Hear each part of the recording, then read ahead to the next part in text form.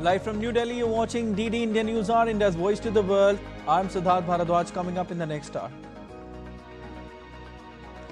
Prime Minister Narendra Modi says the entire world today sees India as a reliable, responsible and resilient part.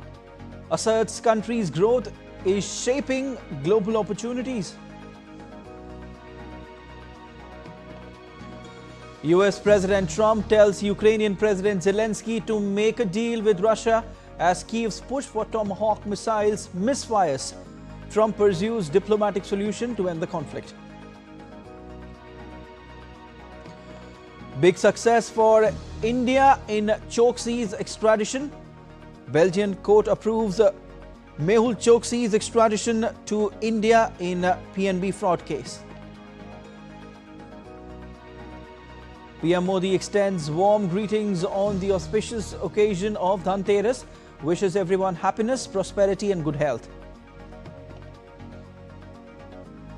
In badminton, men's doubles pair of Satwik-Chirag, Ranki Reddy and Chirag Shetty enter semi-finals of Denmark Open.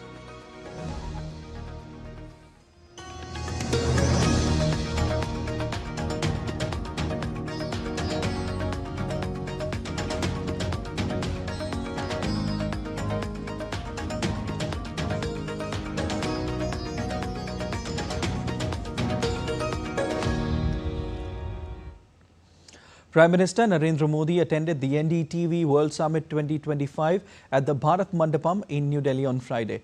He spoke about India's economic achievements and how the reforms are driven by conviction. Listen in.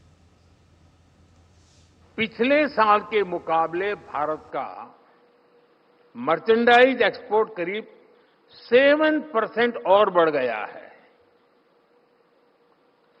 पिछले वर्ष भारत ने करीब 4.5 लाख करोड़ रुपए का agriculture export कर दिया है। कितने ही देशों की अस्थिर रेटिंग्स के बीच S&P ने 17 साल के बाद आफ्टर 17 इयर्स भारत की क्रेडिट रेटिंग को अपग्रेड किया है।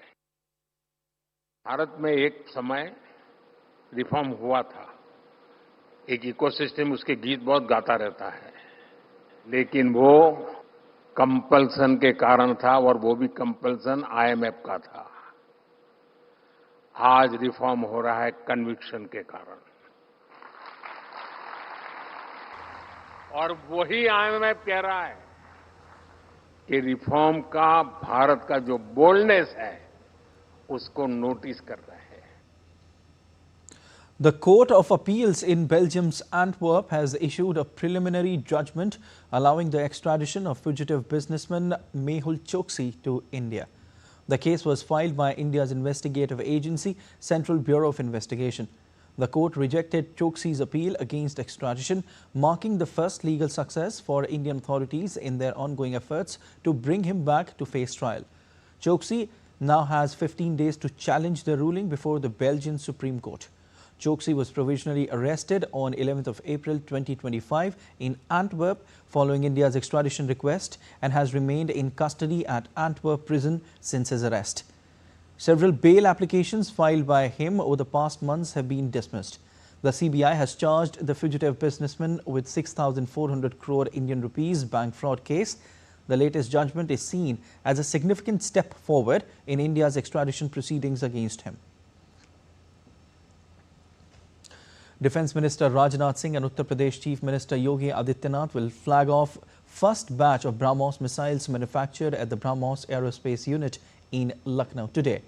The Lucknow BrahMos unit is the first facility in the Uttar Pradesh Defence Corridor where the entire process from missile system manufacturing to final testing is carried out indigenously.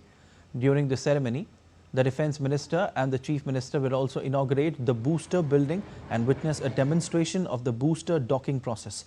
Presentations are also scheduled on the airframe and avionics systems, pre-dispatch inspection in the warhead building and the BrahMos simulator.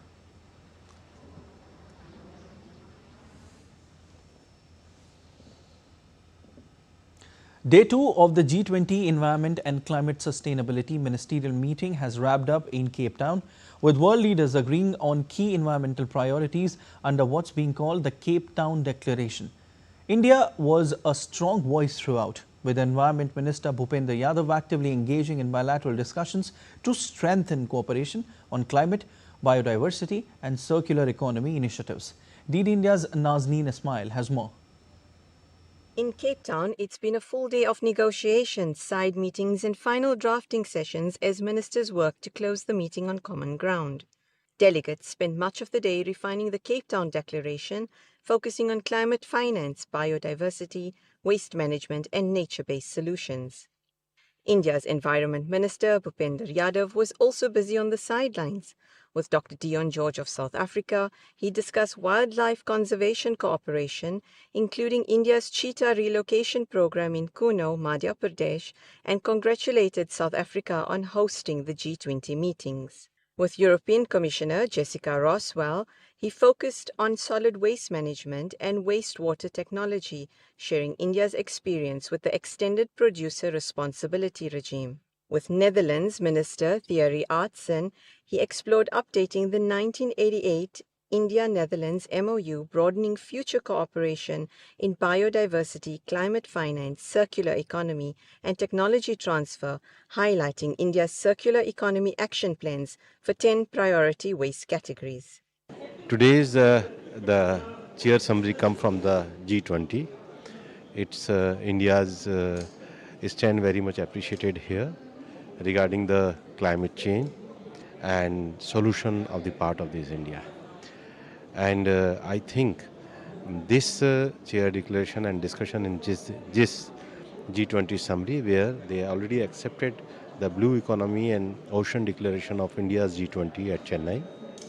I hope that this present G20 summary will become a future way toward the solution of climate change problem. For DD India, Cape Town, South Africa, I'm Nazneen, reminding you that the biggest global change is a greener choice at home.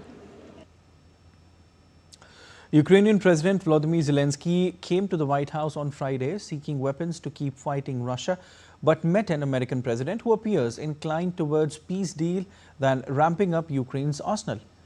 And after talking to Zelensky for over 2 hours, President Trump called upon both Ukraine and Russia to immediately end the conflict, even if it means Ukraine giving up territory. Trump's move to re-engage with Putin has frustrated Zelensky and some European allies in the past. It has cast a shadow on Trump's otherwise cordial exchange with his Ukrainian counterpart. Well, let's see what happens. I mean, you know, what if? I think he will. I think that President Putin wants to end the war, or I wouldn't be talking this way. I think he wants to end the war. I spoke to him yesterday for 2.5 hours. We went through a lot of details. He wants to get it ended. I think that President Zelensky wants to get it ended. Now we have to get it done. While US President did not rule out giving the long-range Tomahawk missiles as sought by Zelensky, Trump did appear cool to the prospect as he looked forward to a meeting with Putin in Hungary in the coming weeks. Tomahawks are very dangerous weapons. They're incredible weapons. If you like warfare, it's one of the most accurate. You know, we hit 30 Tomahawks in Iran after the B-2s did their damage. We sort of gave it a little capper with 30 Tomahawks from a submarine, quite far away actually, but they're an amazing weapon. They're a very powerful weapon, but they're a very dangerous weapon. Trump's friendly tone after talking to Putin raised doubts about more US help for Ukraine and worried Europe about a deal favoring Russia. Zelensky later spoke with European leaders, saying he trusts Trump's efforts to end the conflict. The EU said it supports any talks that could lead to peace. Outside the White House, Zelensky called his meeting with Trump productive and said they discussed security guarantees. We trust the United States. We trust President that he wants to finish this war, and it's difficult. It's very tough solution. It's understandable why. I think that Russians afraid about Tomahawks, really afraid, because it's a strong weapon, and they know what we have, what kind of weapon we have our production, and they understand that combination with tomahawks, because we speak about it. We don't speak about tomahawks like tomahawks. We need combination, and that's why they're afraid of this combination. They understand what we can do. Moving on to updates from West Asia, the night sky over the Gaza border was briefly illuminated by 2 flashes of light followed by booms on Saturday morning amid a ceasefire deal between Hamas and Israel. Though fighting has largely stopped in Gaza under US President Donald Trump's plan endorsed by mediators Egypt, Qatar and Turkey, on Friday, Hamas called on mediators to push for the next steps under the ceasefire, including reopening the border, letting in aid, beginning reconstruction, setting up administration and completing Israel's withdrawal. Meanwhile, a convoy carrying the remains of a deceased hostage returned by Hamas arrived at the National Center of Forensic Medicine in Tel Aviv on Saturday morning.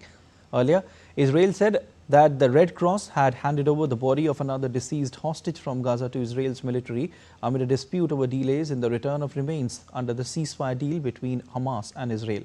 This week, Hamas has returned 9 of the 28 deceased hostages that were still in Gaza. This will be the 10th if forensic testing confirms the identity of the remains matches those of a hostage.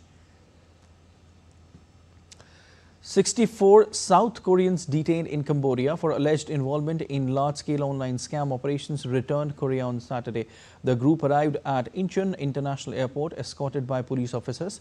Senior officials of official of Korea's National Office of Investigation said the repatriations followed standard legal procedures. Authorities will now focus on identifying the network's scale and structure behind the voice phishing operations. The return comes amid heightened concern over cybercrimes activities in Cambodia, following the alleged torture and murder of a South Korean student there in August in a case linked to an employment scam. And still to come on DD India News Hour. US government shutdown enters 17th consecutive day. Trump commutes George Santos' sentence. And we'll tell you more about protests in Madagascar and the volatile situation there.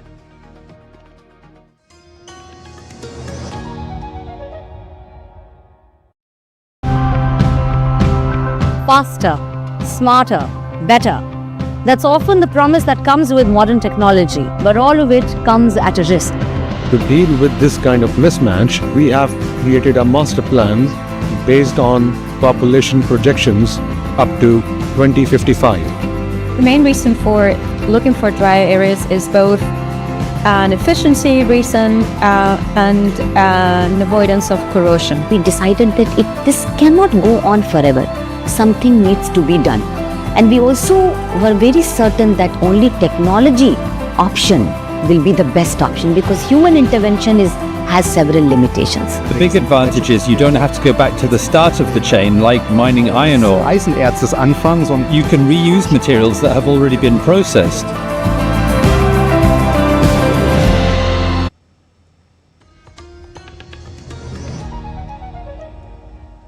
You're watching DD India News Hour. I'm Siddharth Bharadwaj.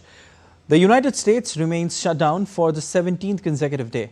In the recent development, the Trump administration by Monday will furlough about 1,400 workers at the agency that manages the U.S. nuclear weapons arsenal due to the government shutdown. Nearly 400 workers would remain at the National Nuclear Security Administration, or NNSA. Energy Secretary Chris Wright have warned that there could be tens of thousands of layoffs of contractors along with furloughs of staff workers due to the shutdown. Trump administration freezes another $11 billion in infrastructure spending. Trump administration has already frozen at least $28 billion for transportation and energy projects in Democratic-controlled cities and states. The U.S. federal court system starting on Monday will also begin curtailing non-essential functions and furloughing some employees due to the government shutdown. The announcement detailed in a Thursday means the federal judiciary will, for the first time in nearly 3 decades, be forced to send some of its over 30,000 employees home and require others to work without a paycheck after Congress failed to pass legislation keeping the courts and the rest of the government funded. U.S. President Donald Trump on Friday commuted more than 7-year prison sentence of former U.S. Representative George Santos. Santos was convicted of fraud and identity theft. Trump on Truth Social described Santos as somewhat of a rogue, but argued that many others accused of similar crimes across the country do not face such lengthy prison terms. Acting on this view, Trump signed the commutation order, paving the way for Santos's immediate freedom. Santos, who was convicted of fraud and identity theft, said pleading guilty was a difficult but necessary step, expressing deep regret and taking full responsibility for his actions. Pleading guilty is a step I never imagined I'd take, but it is a necessary one because it is the right thing to do. It's not only a recognition of my misrepresentation to others, but more profoundly, it is my own recognition of the lies I told myself over these past years. It is the confirmation with these truths that have flooded me with deep regret for the choices I made. I'm taking responsibility because I have to. There's no other way around. To my family, friends, and support, the people of New York's 3rd Congressional District, I offer my deepest apology. President Donald Trump criticized Spain for not sticking to NATO's new 5% defense spending goal, saying it harms the alliance's unity. He called for Spain to be reprimanded and hinted at possible consequences for rejecting the target. No, Spain has not come through. No, Spain has not been loyal to NATO. Spain has been, they're the only one. Everyone went up to, as you know, I mean, you were at 2% and they all went up to 5%, but Spain disagreed with that. I think Spain should be reprimanded for that. I think it's very bad that they did that, but that's up to them. That's up to NATO and Spain. U.S. President Donald Trump signed orders expanding credits for U.S. auto and engine production and setting new 25% tariffs on imported medium and heavy-duty trucks and parts starting November 1st. The tariffs are aimed at shifting more auto production to the United States. However, this could deal a significant blow to Mexico, which is the largest exporter of medium and heavy-duty trucks to the United States. Trump is also setting a 10% tariff on imported buses. Trump's order makes automakers eligible for a credit equal to 3.75% of the suggested retail price for U.S. assembled vehicles through 2030 to offset import tariffs on parts. Trump last month said the tariffs were to protect manufacturers from unfair outside competition. The U.S. Chamber of Commerce earlier urged Trump not to impose new truck tariffs, noting the top 5 import sources are Mexico, Canada, Japan, Germany and Finland, all of which are allies or close partners of the United States, posing no threat to U.S. national security. Mass protests in Madagascar, driven largely by Gen Z, have culminated in the removal of former President Ange Ratswell following weeks of unrest sparked by chronic water and electricity shortages. Demonstrations began on September in the capital, upset at frequent power outages, unreliable water supply, corruption and lack of opportunity. Protests spread to other cities beyond the capital. Vigils, marches and clashes with police grew in frequency. In the recent development, Colonel Michael Ronje has been sworn in as the new president of Madagascar days after military takeover in the Indian Ocean nation. Air France to resume flights to Madagascar on Saturday after suspending the service a week earlier due to protests that drove President Ange Ratswell from power. Now moving to the continent of Latin America, anti-government protests have rocked Peru's capital Lima, where the family of a protester has been killed during demonstrations. The incident took place during protests against the transitional government of Jose Herri. Peru's government on Friday suspended the police chief of the capital Lima after violent anti-government protests, which left 1 person dead and over 100 injured. Lima has been rocked by weeks of protests over corruption and the government's failure to tackle a wave of extortion rackets and contract killings. The country had also set to announce a state of emergency in the region due to the prolonged unrest. The country's former president, Dina, was impeached by Congress last week for her failure to tackle violent crime.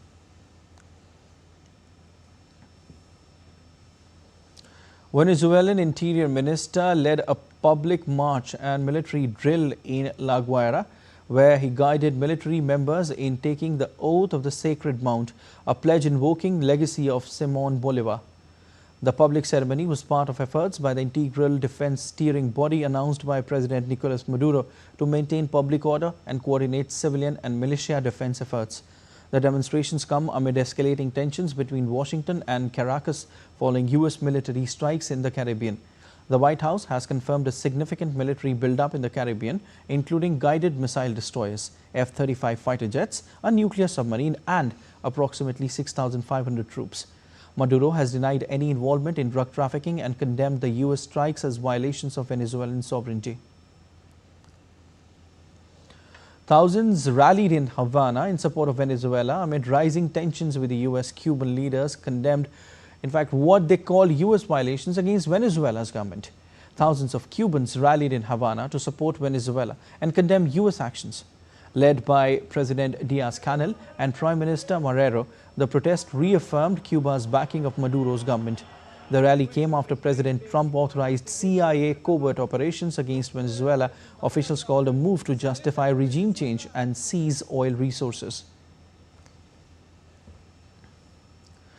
With just 9 days to go before Argentina's crucial midterm elections that could reshape the country's political landscape, President Javier Milei hit the campaign trail in Buenos Aires. The event became chaotic as crowds overwhelmed the convoy, forcing vehicles carrying Milei and officials to leave before reaching the planned destination.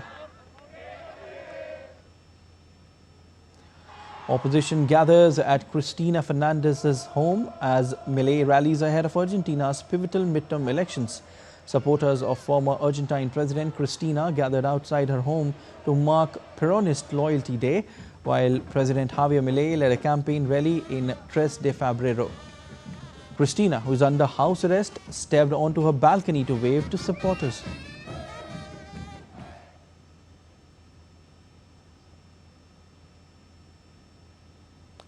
Half of Argentina's lower chamber of deputies, that consists of 127 seats, and a third of the Senate are up for election. The Peronist opposition currently holds the largest minority in both houses, while Milei's relatively new party, La Libertad Avanza, has only 37 deputies and 6 senators. The most consequential races will be in Buenos Aires province, where a high number of seats are being contested. A strong showing would substantially increase Milei's party presence in both chambers, enabling him to continue economic reforms. As voters in Bolivia prepare to go to the polls for the final round of the country's presidential election, there is no left-wing candidate on the ballot for the first time in nearly 2 decades. Since the last election, the current governing party, the Movement Towards Socialism, has suffered an implosion, with party leaders splintering off and attacking one another. As a precaution, the IMF has discussed Bolivia's economy with the country's presidential candidates ahead of a runoff vote this Sunday. The presidential runoff vote pits centrist Senator Rodrigo Paz against conservative former President Jorge Tuto Quiroga. Residents of eastern Mexico queued for humanitarian aid as devastating floods left thousands homeless without food or basic necessities following torrential rains that have killed at least 72 people across the region. In Alamo, one of the states hit by floods, residents carried bags of debris as official trucks worked to drain floodwaters from the streets. Works to restore electrical service continued as survivors waded through flooded areas. The disaster began last week when heavy rains triggered flooding and landslides across 5 states in central Mexico. Mexican president said Friday that 48 people remain missing, rivers overflowed, washing away entire streets and leaving communities isolated.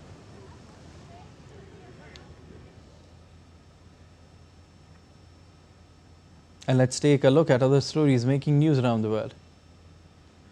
Rural areas in Spain and Portugal are struggling after devastating summer wildfires. Villages have been destroyed, livestock lost, and homes damaged.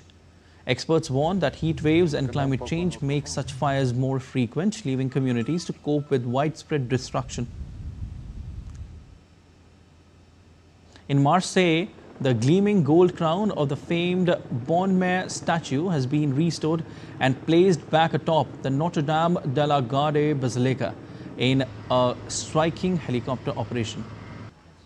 The 150 kilograms crown, symbolizing faith and craftsmanship, marks the completion of major restoration work on city's iconic monument. New York is getting a vibrant dose of Tokyo's pop culture as Japanese artist Sebastian Masuda opens Tokyo Delic, a colorful cafe blending art, anime and cuisine.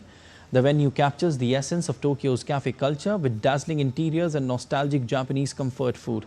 Through art, food and fashion, Masuda hopes to bring Tokyo's creative spirit to New Yorkers.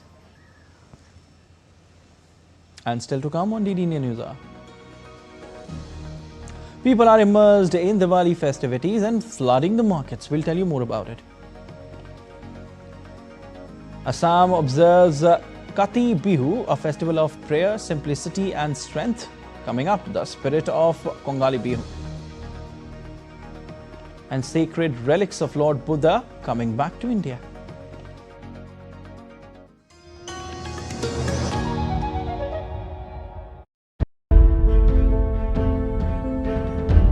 There's so many invaluable artifacts that the British have taken from our country.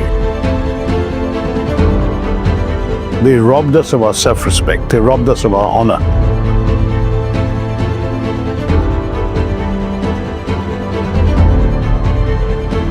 Loot was never innocent. It was painful. The word loot, that was stolen from India too.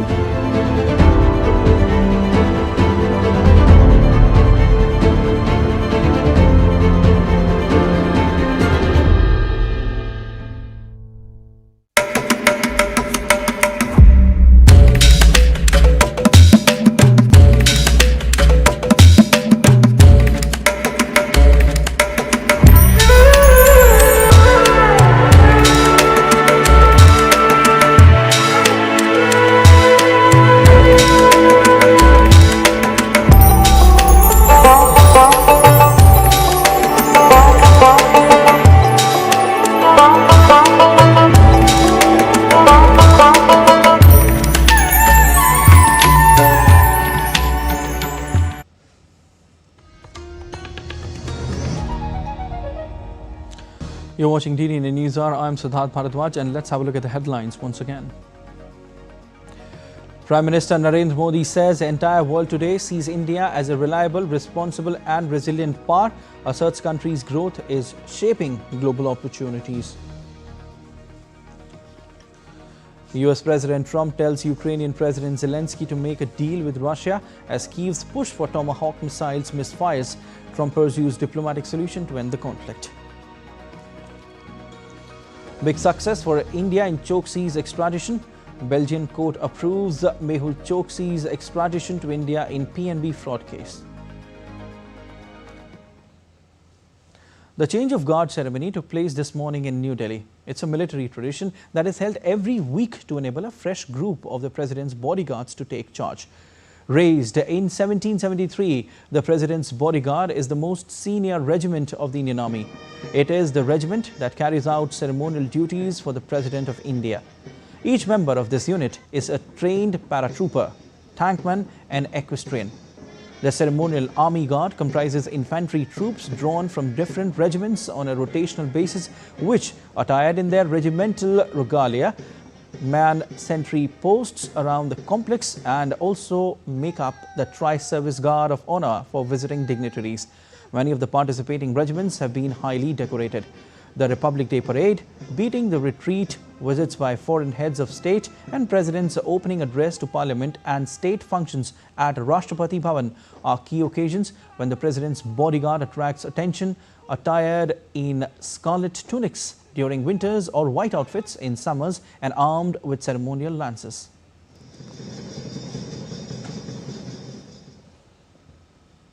India is glowing once again, not just with the lights of Diwali, but with the sparkle of commerce, color and celebration. As the festival season sets in, markets are buzzing, gold is gleaming and shoppers are out there in full force to add the zing to their lives. Our correspondent Ayushi Ahuja has a report.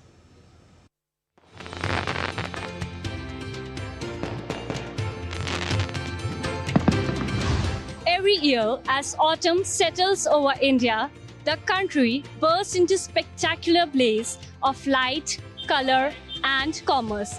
It's that time of the year again when streets turn into marketplaces of joy, gold shines brighter than ever, and people shop their heart out.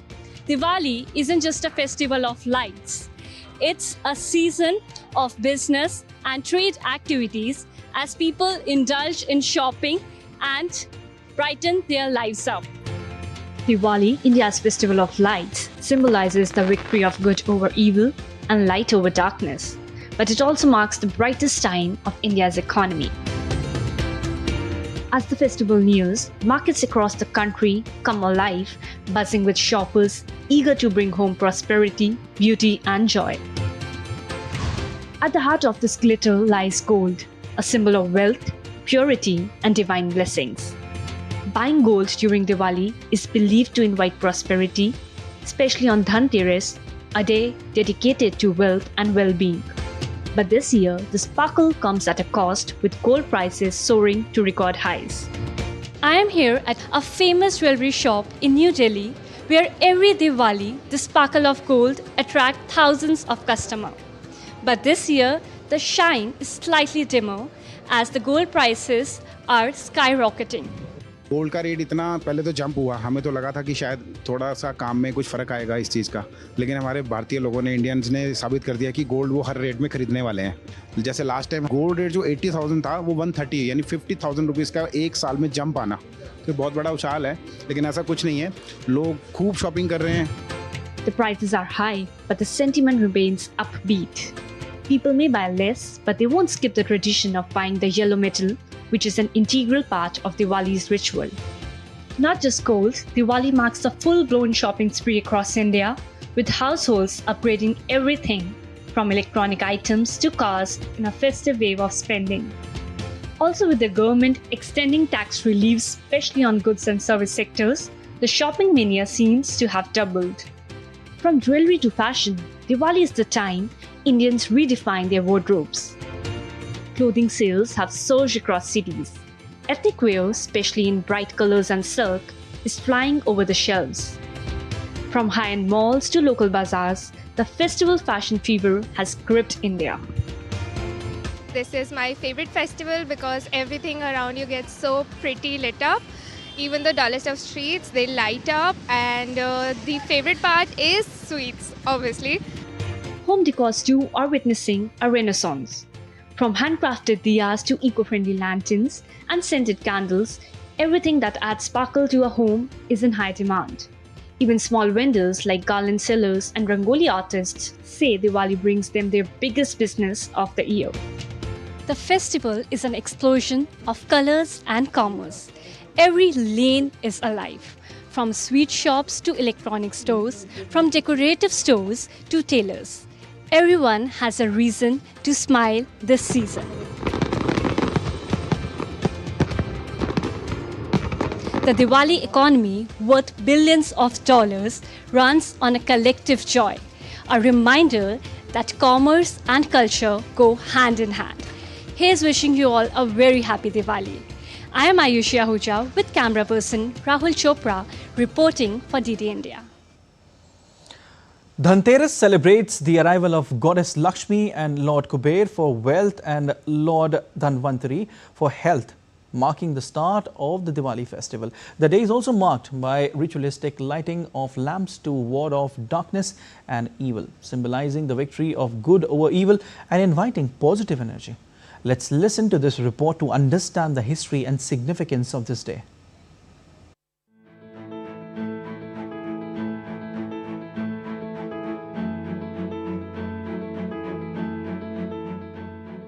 Dhanteras marks the beginning of the 5-day Diwali celebration, setting a joyful mood.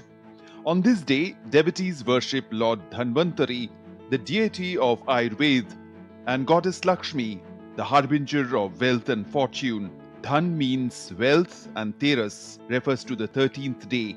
The day is observed on the 13th lunar day of Krishna Paksha in the Hindu calendar every year. Considered highly auspicious, Dhanteras is a popular day to buy gold, silver, utensils and even electronics to invite prosperity. People worship goddess Lakshmi and Lord Kuber, both symbols of wealth. Tradition holds that making significant purchases on this day brings good fortune and blessings in matters of finance and abundance. Lamps are lit to represent light over darkness and to keep away negative energies, including Yama, the god of death.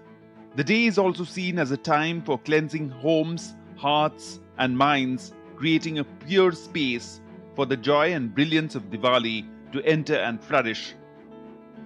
A popular tale linked to Dhanteras is the ocean churning, from which Lord Dhanvantari emerged with nectar and goddess Lakshmi appeared, blessing the world with wealth. Another story speaks of a wise bride who saved her husband's life from a snake bite by placing gold, silver, and lamps at the door, keeping Yama distracted all night with songs and stories.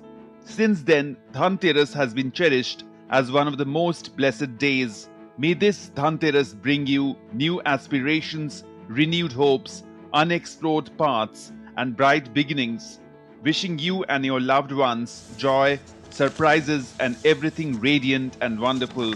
Happy Dhanteras. Bureau Report, DD India. Prime Minister Narendra Modi has extended heartfelt wishes to all citizens on the occasion of Dhanteras. He prayed for everyone's happiness, prosperity and good health. Also hoped may Lord Dhanvantari bless the nation with wellness and peace.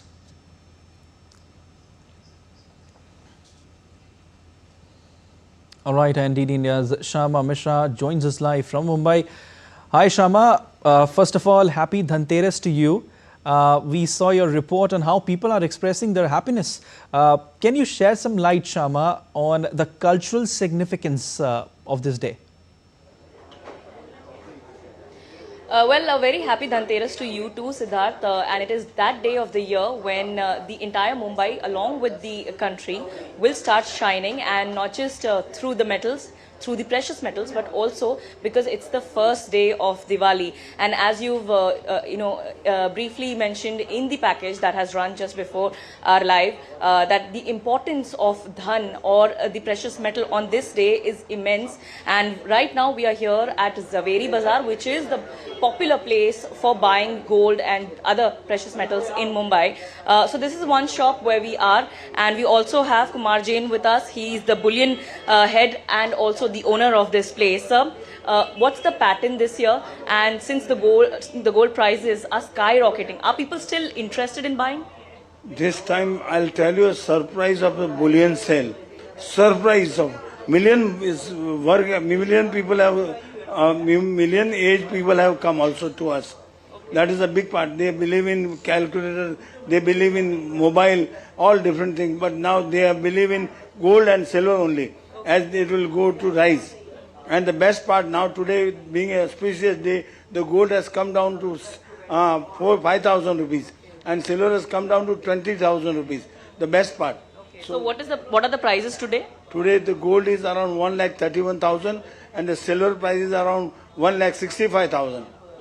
Now, since the wedding season would also be on set, how do you see people's buying behavior, especially when the prices are like out of reach? This is still, I feel I have got a tremendous customers and very good response. So I'll do very nice. Okay. All right. So sir was also saying in the start when we met him that just when the shop opened, and this is the entire stretch of Zaveri Bazaar, just when the shops opened, people are queuing up to buy because there are muhurat. And as you've asked, the cultural significance, we all know for the fact that what you buy today, including the precious metal, gold, silver, or even the utensils, will live forever and also multiply. So this is very auspicious, and today's muhurat, today's day is really auspicious, and hence the buying that we see today. Also, the people who, like he was saying that it's 131 today, the price of gold. So it's not in everybody's capacity that they can buy gold.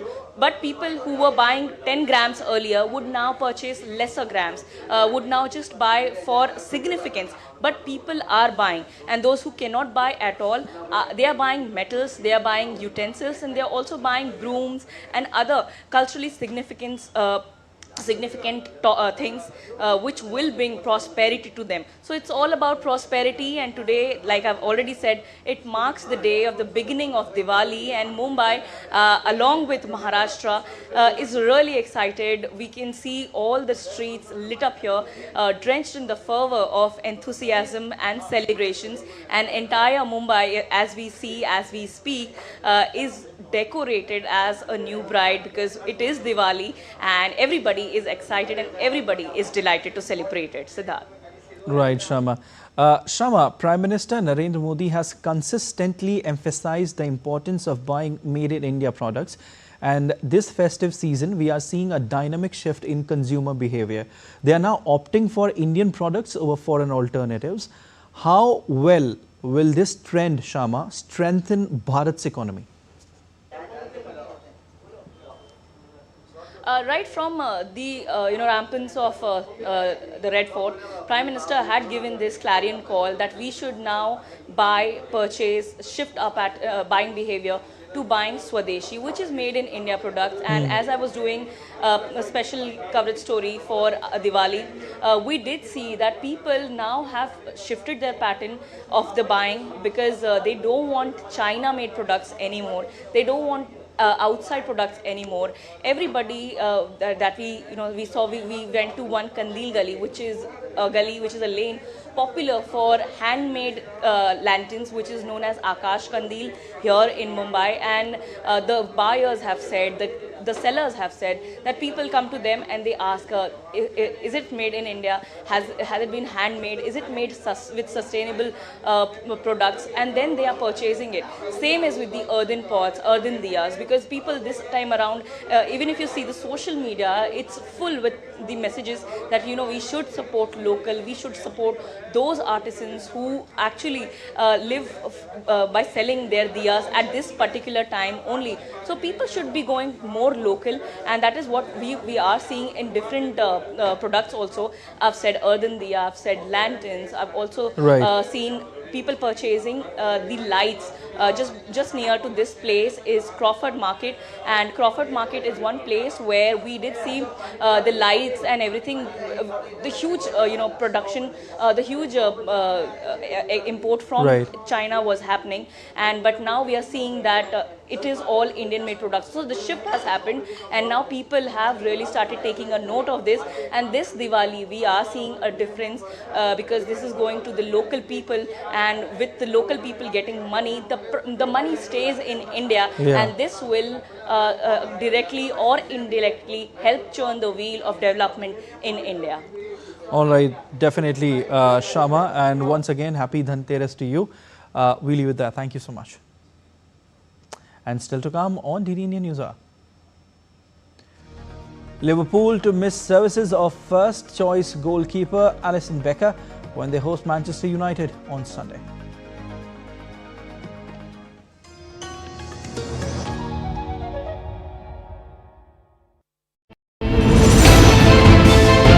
Geopolitics and trade deals. Economic challenges amid development. Hard work and the path to prosperity. It's the economy always. Between walkers, money is what money does and says. Supply creates its own demand. Between the bulls pulls and bears tears. When supply chains globalization and India rises to the podium. We'll get you centered with the economic brief at 8 p.m. every Thursday on DD India.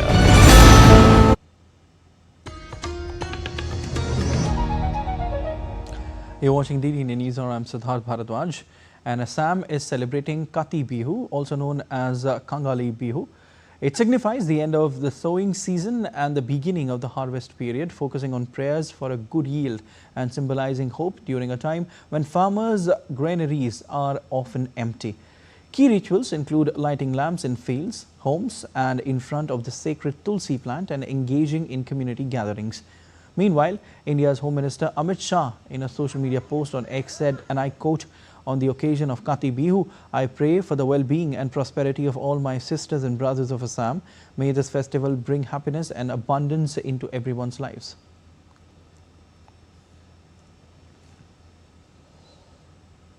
The Jammu and Kashmir Lieutenant Governor Manoj Sinha is in Russia leading an Indian delegation tasked with bringing back the sacred relics of Lord Buddha. The relics are currently on display at an international exhibition in the Russian Republic of Kalmykia. The week-long exposition, which concludes today, is being held in Elista, the capital of Kalmykia, Europe's only Buddhist majority region. The relics are part of the Piprawa collection housed at the National Museum in New Delhi. The relics were transported to Russia with full religious sanctity aboard a special Indian Air Force aircraft accompanied by a delegation of senior Buddhist monks and officials. The week-long cultural program also included a special exhibition tracing the historical journey of the Buddha's relics. कलमिकिया और भारत के बीच मैं समझता हूँ कि शायद ये पहली बार इस तरह का एक सहयोग बढ़ा है और इससे हमारे सांस्कृतिक और आध्यात्मिक जो संबंध हैं और प्रगाढ़ होंगे।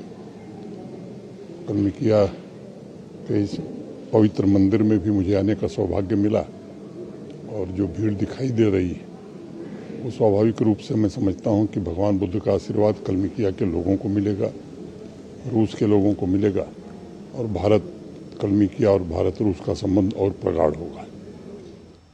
In a historic achievement, the University of Ladakh's Kargil campus has extracted buckwheat honey for the first time. This marks a significant step for sustainable agriculture and premium honey production in the region. Bee colonies were introduced to coincide with the flowering periods, resulting in high-quality honey with a unique aroma.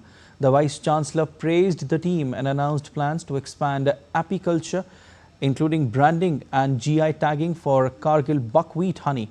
The initiative highlights Ladakh's potential for sustainable farming and rural development.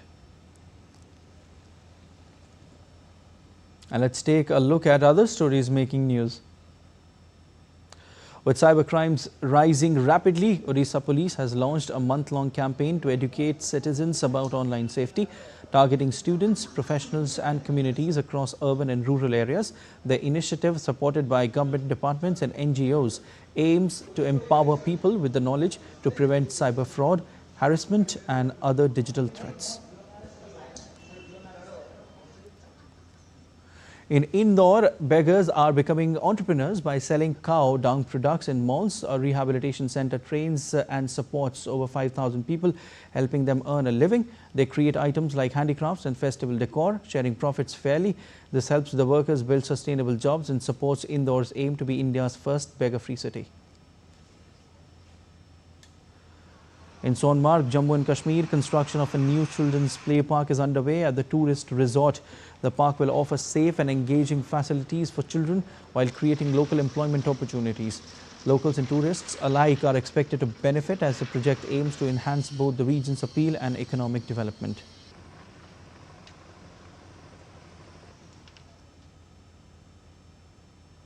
Preparations for Deepotsav in Ayodhya are in full swing, with artists constructing a 25-foot-high Pushpak Viman as the festival's centerpiece. The structure was brought from Banaras and assembled on site over 2 weeks. Visitors are already admiring the artwork. This year, Deepotsav will be celebrated from 18th of October to 20th of October.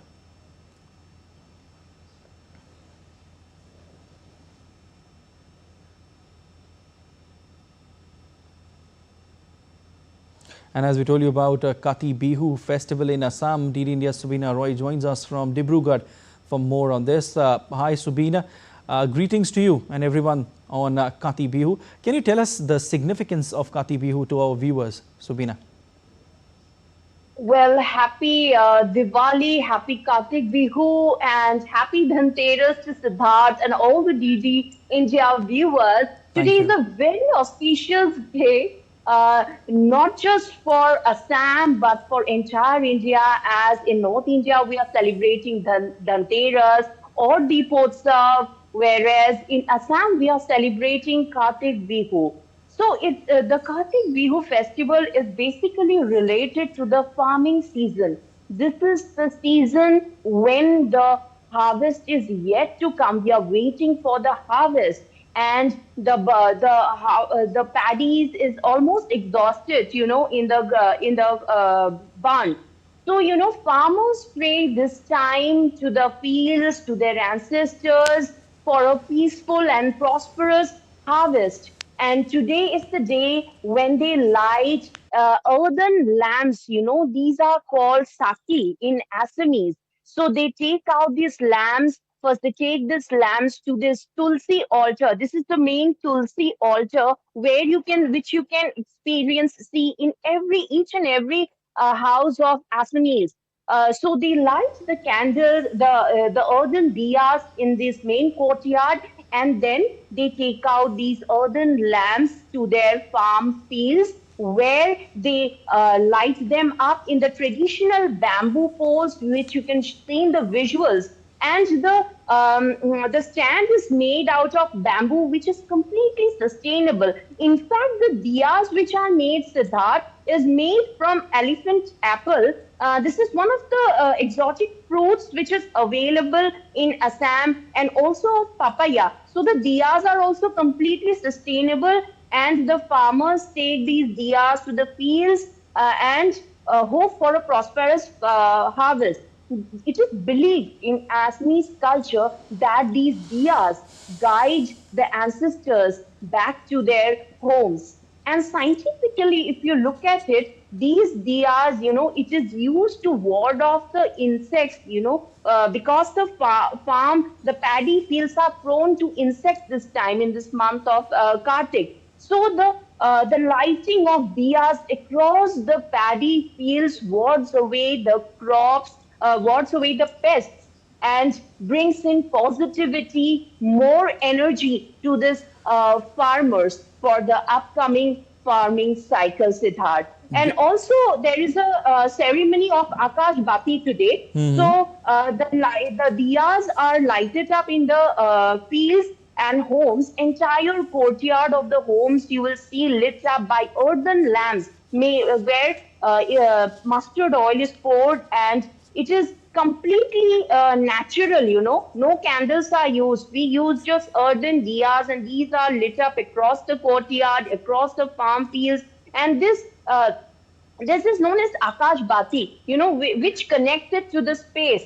So this is the whole concept of Kati Bihu and Kongali Bihu. It is also called Kongali Bihu, which means poverty. This is the times when the farmers are at their lowest. The production is not much. There is not much rice that is left over in their homes, and they are expecting for a prosperous harvest, which is just upcoming in the winter season, Siddharth. All right, Subina, we leave it there. Thank you so much.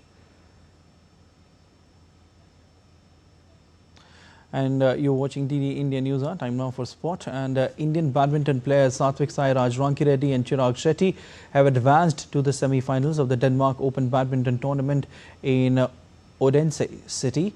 Satwik-Chirag marched into their 8th semi-final of the year with a 21-15, 18-21, 21-16 win over Indonesia's pair of Muhammad Ardianto and Rehmat Hidayat. The Indian duo will face Japan's pair Takuro Hoki and Yugo Kobayashi. Satwik-Chirag have the edge in their head-to-head contests, leading 4-1 against the Japanese opponents. Meanwhile, Lakshya Sen has been knocked out of the tournament after losing his quarter-final match. The Indian junior hockey team will face Australia in the summit clash of the Sultan of Johor Cup in Malaysia on Saturday. India beat Malaysia 2-1 in its final pool stage match of the tournament in Johor Bahru City to qualify for the final. Gurjot Singh and Saurabh Anand Kushwaha scored for the Blue Coals, while Navinesh Panika was the lone goal scorer for the home team. The win helped India secure a top 2 finish with 10 points and qualify for the final. India have lifted the cup 3 times, while Australia, who have finished runners-up in the last 3 editions, are 2-time winners. Britain are the most successful team in the competition with 4 titles. India's veteran shooter Zorawar Singh Sandhu clinched the men's trap bronze at the International Shooting Sports Federation World Championship Shotgun 2025. The Indian overcame rain and shadows to nail down 31 of the first 40 targets in the 50-shot final. He finished behind former Olympic champion and now world champion Josip Glasnovic of Croatia, who won gold, and junior world champion Andreas Garcia of Spain, who won silver. India have qualified for the AFC Under-17 Women's Asian Cup 2026 for the first time with a 2-1 win over Uzbekistan in Bishkek. India came from behind to win the contest after Shakhzoda Alikhonova had put the home team in the lead. Tandamoni Baski, who came as a substitute, equalized before setting up another goal to help India overturn Uzbekistan's lead. India topped Group G with 6 points from 2 matches and qualified for the tournament to be held in China next year. Indian team last featured in the tournament in 2005 when 11 teams participated directly. The Afghanistan Cricket Board said they have pulled out of a tri-nation series with Pakistan and Sri Lanka next month after its 3 cricketers were killed in an attack. The board said that the players had travelled from Urgan to Sharana in the eastern Paktika province on the Pakistan border to take part in a friendly match. It said that after returning home to Urgan, they were targeted during a gathering. The ACB named the 3 players as Kabir, Sibghatullah and Haroon, and said that 5 other people were also killed in the attack. The ACB said that it had decided to withdraw from next month's tri-series as a gesture of respect to the victims. And Liverpool will miss the services of first-choice goalkeeper Alisson Becker when they host arch-rivals Manchester United in the Premier League on Sunday. There will be added pressure on a Liverpool manager on a slot as his side looks to snap a 3-game losing streak. Becker suffered a hamstring injury during a Champions League match against Galatasaray last month. Becker's injury comes at a critical moment as the Reds are struggling to convert performances into points. Slot acknowledged the fine margins that have defined Liverpool's recent setbacks but insisted his team must rise above them. Like I always say, it's so difficult to say because the end phase of rehab always can give you positives or negatives, but he will not play in the weekend and also not next week. We've played 10 games this season, won 7, lost 3, and the 3 we've lost by very close margins, twice in the last minute, and once both teams got a penalty. Both times the VAR should have overturned that decision, but only the one we got was overturned. So the margins are small, but I keep saying we should not be dependent of that margins. And the Humboldt penguin, native to the cold waters on the South Pacific, has now been classified as endangered in Chile due to the loss of breeding colonies, accidental deaths in fishing nets, and the broader effects of climate change on ocean currents. The Chilean government has raised alarm over the species' declining numbers and announced stronger conservation measures. Officials say safeguarding the penguins is a top priority and part of wider efforts to preserve marine biodiversity in the region.